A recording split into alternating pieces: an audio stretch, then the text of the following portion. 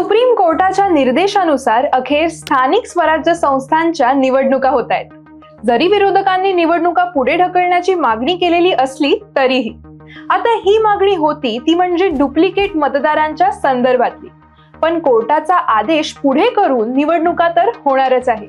मग प्रश्न आहे त्या डुप्लिकेट मतदारांचं काय होणार? तर त्यावर निवडणूक आयोगाने एक सोल्युशन काढले असं किमान त्यांचा दावा आहे. पण आता इतक्या कमी वेळात काय करणार आहे नेमकं निवडणूक आयोग?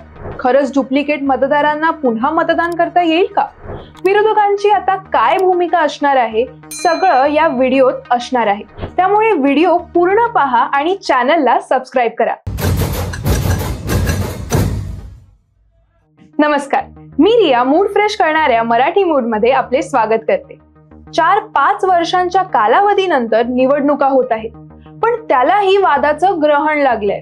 असंख्य तक्रारी आहेत, त्यावर निवडणूक आयोगाने स्पष्टीकरण देखील दिलं आहे. मुख्य तक्रार होती ती म्हणजे डुप्लिकेट मतदारांची.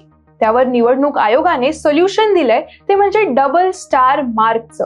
मतदार यादीच्या बाबतीत संभाव्य दुबार नावाबाबत राज्य निवडणूक आयोगाने त्यांच्या सिस्टीमवर टूल विकसित केलेलं आहे. संभाव्य दुबार मतदार हे डबल स्टार असे चिन्ह त्याच्या पुढे आलेलं आहे.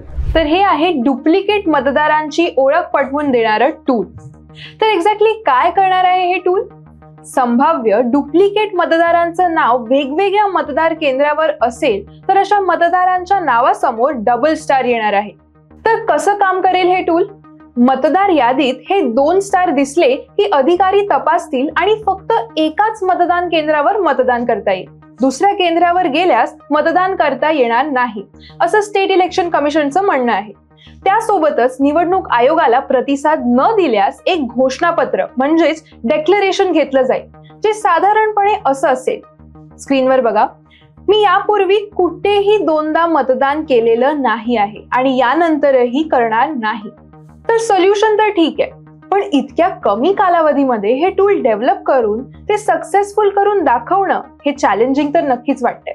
मतदारांची मोठी संख्या असताना ते तपासणारी यंत्रणा देखील आयोगाकडे नाहीये. यावर पॉलिटिकल मूड या आमच्या विशेष कार्यक्रमात डिस्कशन केलं आहे, ते तुम्ही नक्की बघा. महाविकास आघाडीने त्यात विशेष करून उद्धव ठाकरेंच्या सेनेने काही मतदार दाखवले. मग राज ठाकरेंनी त्यांच्या पक्षाच्या व्यासपीठावरून काहीतरी नावे दाखवली.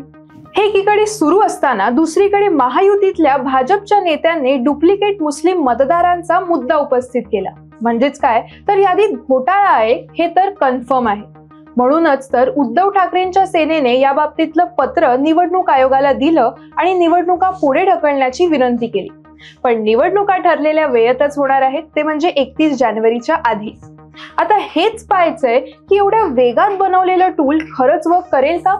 जवळजवळ 1,67,03,500 मतदार आहेत.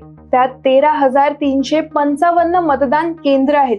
या सगळ्यांवर नजरा तर नक्कीच असणार आहेत. पण खरं सांगायला गेलं, and to be very optimistic, जर हे कोणी करू शकतं तर तो म्हणजे आपला महाराष्ट्रच. ब्लेम गेम तर झाला, पण आता जागरूक नागरिक म्हणून आपण काय करू शकतो ते बघूया. तर ही वेबसाईट दिसते, त्या वेबसाईटवर जा, सर्च नेम इन वोटर लिस्टवर जा, तुमचं नाव किंवा एपिक नंबर टाका. तशीच सेम प्रोसिजर वोटर हेल्पलाईन ऍपच्या द्वारे तुम्हाला मतदार यादी, मतदान केंद्र, उमेदवार माहिती हे सगळं त्या एकाच ऍपवर एका क्लिकवरती पाहायला मिळणार आहे. त्यासोबतच एक वोटर हेल्पलाईन नंबर पण आहे, तो म्हणजे 1950. यावर तुम्ही डायल करा आणि तुमची कोणतीही तक्रार असेल ती नोंदवा किंवा कोणती माहिती हवी असेल तेही सांगा आणि मार्गदर्शन देखील हवं असेल तर तुम्हाला या नंबर थ्रू नक्की मिळेल. तर मित्रांनो, तुमचं नाव यादीत आहे का?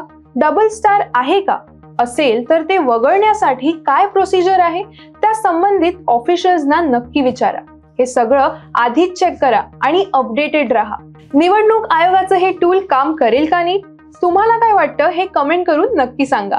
येणाऱ्या 2 डिसेंबरच्या निवडणुकीत आपला सहभाग नोंदवा, म्हणजे मतदान करा, लोकशाही बळकट करा आणि मराठी मूड चॅनलला लाईक, शेअर, सबस्क्राईब करायला विसरू नका. जय हिंद, जय महाराष्ट्र.